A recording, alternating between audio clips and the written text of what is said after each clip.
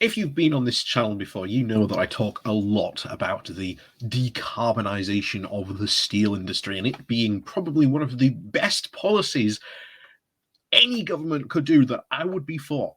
The decarbonisation of the steel industry does need to happen sooner and a lot sooner rather than later, especially now when you combine it with this energy crisis, because the steel industry has been complaining for ages about high energy prices because, again, it is a very, very energy hungry industry. It needs energy in order to be able to create its main product. It's steel. It needs it to create those steel rollers. All that energy is needed to heat the steel.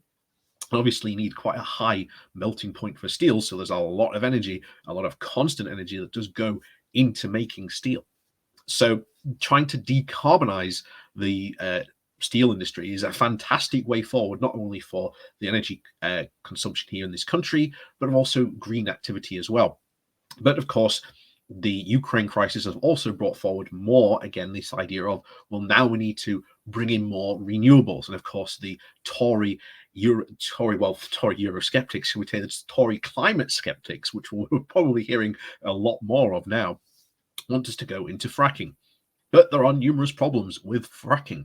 First of all, again, the fact that it could very well cause earthquakes in and around the vicinity of the fracking site. You've got the problems of the potential poisoning of the water table. There's a ton of problems that with fracking that really just haven't been answered yet. And really, the answer of is it really safe hasn't really been answered. But there are out there other alternatives we should be looking into and financing and funding and building. But the Tories, again, because they are funded by big oil, not surprisingly, are highly, highly against it. So let's go into this Labour plan put forward by Ed Miliband, who, again, does put forward quite a fantastic plan for green energy, as well as reducing the price of energy as well. So before we go jumping into that, please do remember to hit that like, share, and subscribe button. And of course, down below, there are links to my Patreon page and a one-off link called Buy Me Coffee, where you can, well, buy me coffee. And as always, thank you very much to all those people who do support the channel that way. So on with this. This comes from The Guardian with the title of, While the Tories dawdle over Russian gas, we have a 28 billion plan to make energy cheap and green. At this perilous moment, we are faced with three interlocking energy crises. An energy security crisis with the invasion of Ukraine demonstrating to Europe that it must wean itself off Russian oil and gas, and quickly. A price crisis of soaring high energy bills, and the climate crisis, which the UN warned just last month is even more advanced and dangerous than we thought. Some will say that we cannot confront all three together, that these are the voices on the right of policies already growing louder, saying that it's necessary to sacrifice or even just slow down our very ambitions so that we can lock in energy security. But they are profoundly wrong. Doubling down on fossil fuels, for example, through a fracking-style dash for gas, which some of the conservative benches are proposing, would be a disastrous response to each of these crises. For starters, what is the quickest way to get us off Russian gas and allow us to control our own energy supply? By pressing ahead by building up to 649 offshore wind and solar projects, which have already planning permission in the UK. They could come on stream within 2 years and would be fully replace Russian gas imports. But they are being held back by the de facto moratorium imposed by the government in 2015 when it introduced the very draconian planning restrictions for new wind farms and a cut to cut offshore wind farms from investment in renewables. Fracking would take at least a decade to arrive. As the Prime Minister has warned this week, his own business secretary and the average time between the new exploration and production in the North Sea is at least 28 years. It is the same story on price. The lowest fuel cost available now are wind and solar. And even before Russia's invasion of Ukraine sent gas prices spiraling further, generating energy from gas was 4 times more expensive than either wind or solar. And because we operate in this new integrated gas market, we pay the same price for gas from domestic sources as we do from imports. And of course, the North Sea will continue to play a role as we transition towards net zero. But wherever the level of our domestic support, it cannot be immune from international price shocks. Fracking was halted here because it was considered too dangerous by the Conservative ministers. And on climate, and the case the UK made at COP26 was that we needed to get off fossil fuels. This is indeed the central challenge of net zero. The idea of reverting to business as usual is somehow constant with trying to tackle the climate crisis is therefore nonsense. There is only one way to meet all three crises of security, price, and climate together, not to slow down and are on the drive towards net zero carbon, but to turn the current crisis into a sprint. It has come time has finally come to take seriously the Cinderella of this government's energy policy, which has some insulation and energy efficiency, but because the best of the way to reduce our demand on fossil fuels is to reduce energy demand overall.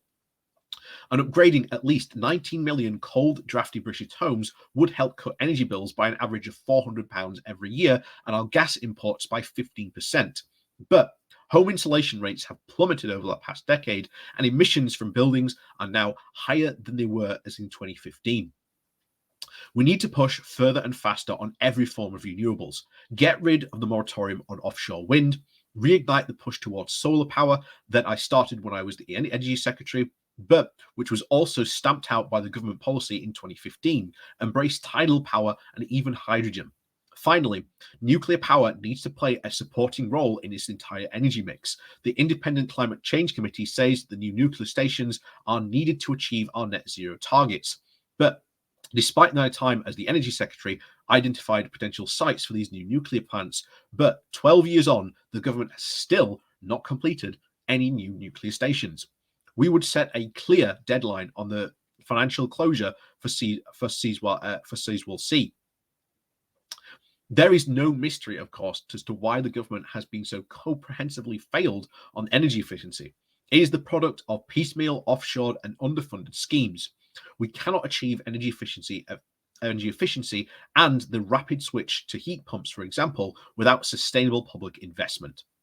That investment, as everyone from the OBR to the IMF will tell you, is the reasonable economic choice. This is why Labour has committed at least $6 billion a year to energy efficiency over the next decade as part of our groundbreaking $28 billion a year climate investment pledge. We do not have time for more of the government's ideologically driven failure, nor the failure to take on the deniers on the backbenchers. They play climate hockey. They play climate hokey cokey, and we end up with climate delay. Remember, the offshore wind farm ban was put in by David Cameron in response to his very unhappy backbenchers.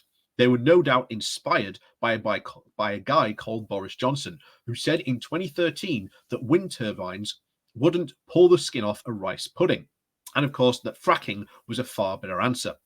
It is the same doublespeak that cannot be allowed to happen again on the false premise that a new dash for gas through fracking may answer today's climate challenges. Fossil fuels are not the answer to this crisis. We need clean energy and the spirit to tackle the climate crisis, the cost of living crisis, and our energy security crisis together. This is the route to national energy independence and sovereignty. Business as usual just won't do. The safest route is to go big, go green, go bold, and go fast. And I am 110% here behind what Ed Miliband is saying here. I think that's a fantastic idea. But of course, as everybody said, you need the money to be able to do it. And here's the thing. If you spend this money, this is what we always said, whenever the government wants to invest money here in the country on these projects like this, they get it back. You know, they get it back in the form of taxes, increased business, so much more. So them spending this money would be a fantastic way to get forward. And I think this is something that we are definitely probably going to see in the next general election as to energy playing a very, very significant role. And trust me, energy next month especially and afterwards is going to be a heavy topic of conversation in Westminster. So, as always, thank you very much for watching. Please remember to hit that like, share, and subscribe button on your way out. And of course, down below there are links to my Patreon page and a more donation link called Buy Me a Coffee, where you can buy me a coffee. And as always, thanks for watching, and we'll see you all next time.